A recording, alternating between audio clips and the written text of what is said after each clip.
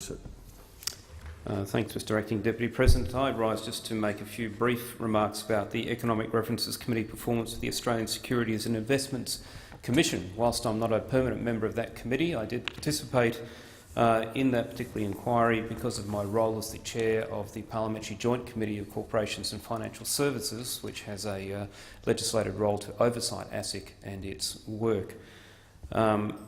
First off, this has hit the media and people are aware of the case that was used as an exemplar in there of Commonwealth Bank financial planning.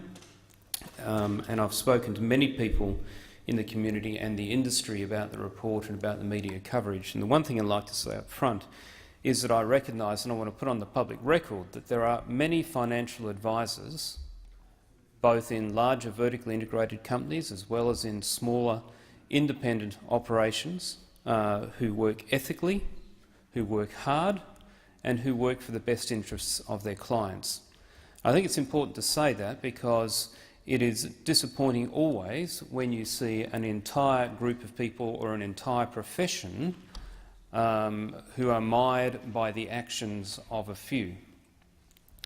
What the report did highlight, though, was that whilst there were a few who are probably the cause of some of the worst action, both in CommBank, but we've seen others, and recently Macquarie's been in the news.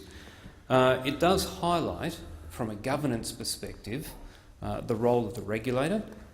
It does highlight, from a governance perspective, the role, particularly in these larger organisations, of the board, the senior management, the supervisors, the remuneration structures that are put in place, because all of those things combine to either encourage or allow certain cultures and behaviours within organisations. The report had a large number of recommendations, one particularly that has affected my committee, a recommendation to us that we take on an inquiry looking at raising professional standards in the education of financial advisors. And we have done that. We've opened for submissions and are starting to receive submissions from people in the industry. And that is important because at the moment, doing a very brief course, RG 146, which can be under 2 weeks, somebody can have a qualification that enables them to work in a sector where you're advising people on their life savings that can run into the tens, hundreds of thousands or even millions of dollars. And clearly, we would expect, I think the normal person on the street would expect that someone who is going to be advising you on those things would have a higher level of training, qualification and experience if you're going to entrust your life savings to them. I'm pleased in that regard to see that in recent weeks a number of organisations, some of the large financial organisations, have come out ahead of our inquiry and said, yes, we recognise we need to professionalise. We're going to start setting some benchmarks that are looking at tertiary qualifications as well as ongoing professional development for their members. So the inquiry will have an important job to do to try and coalesce the interests of people who are working in smaller independent firms, of people in the large integrated firms, as well as people who work in the self-managed superannuation space, to make sure that we find a common landing ground of how that would work. Who regulates it? Is it going to be regulated by industry? Is it going to be regulated by ASIC? Who sets the standards? Who enforces those? Who oversees ongoing professional development? How do we grandfather people who've been working, in some cases, very successfully, very ethically for many years in the industry, but don't have a tertiary qualification? How do we bring them in? So there's a body of work to do there, and I look forward to that engagement.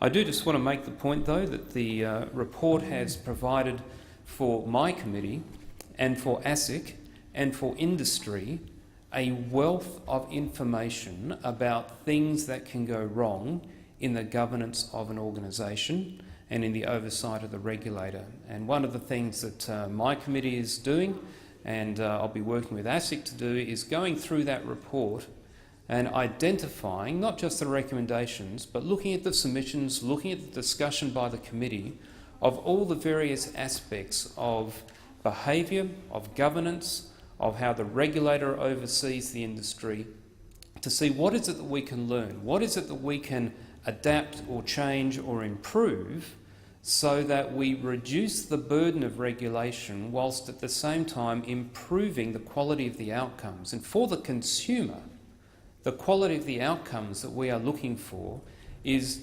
advice around their financial circumstances that is suitable for them, that is widely available and affordable. Now, I know that the Financial Services Inquiry is also looking at some of these areas, even looking at things like the structures of the financial services sector and whether the existing structures are right. So it is an area that is in considerable flux at the moment. And so as a government we have a dual responsibility, if you like, Mr Acting Deputy President. One, we have to seek to change, not for change's sake, because every change we make has a flow-through cost for industry. Every time there's a change in regulation, the impact for them in the back of house, for their systems, for their training, their IT systems, their personnel is huge and can cost, in some cases, I'm told, into the hundreds of thousands of dollars, if not millions of dollars, in terms of whole-of-system changes. And so we have to be very careful that the changes we make are needed and are targeted so that we achieve the outcome for the consumer without increasing regulation, without dampening competition, and without putting an unfair impost on the industry. I'd like to just commend the Secretariat of the committee, who took evidence from a wide range of people, both from the industry and from those who had been affected by poor financial advice. I'd like to thank the officers from ASIC.